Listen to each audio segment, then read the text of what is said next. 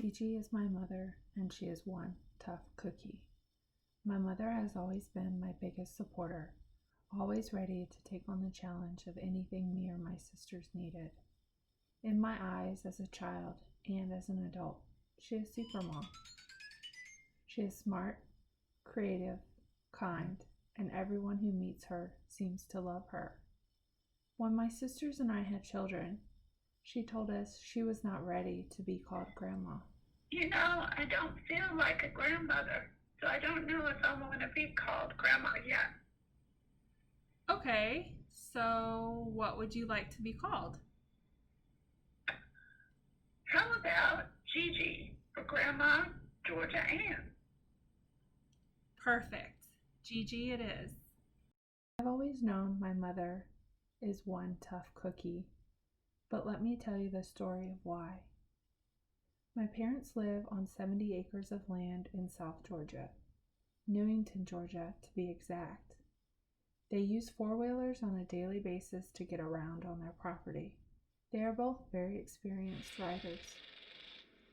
On Saturday, April 18, 2020, I received a phone call from my stepfather that my mother had been in a four-wheeler accident. I could hear the hurt in his voice, and I was so scared. Due to the extent of her injuries, she needed an ambulance. She was hurt pretty bad. Upon ambulance arrival, they determined she would need to be airlifted and transported to a larger hospital in Savannah. My mother was admitted to the hospital with severe injuries to the right side of her face, her left hand, and her right knee. She was going to need surgery right away.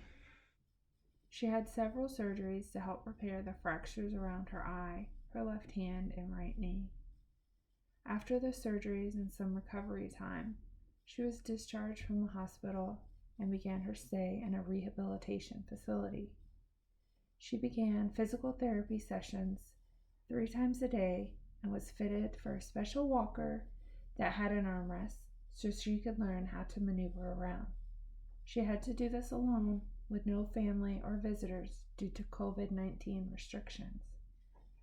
The rehabilitation center was a single-story building, so the visitors could go to the patient's outside room window to check in and say hello.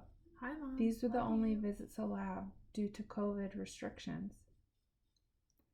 After a few weeks in the rehabilitation center, my mother was stable enough to go home.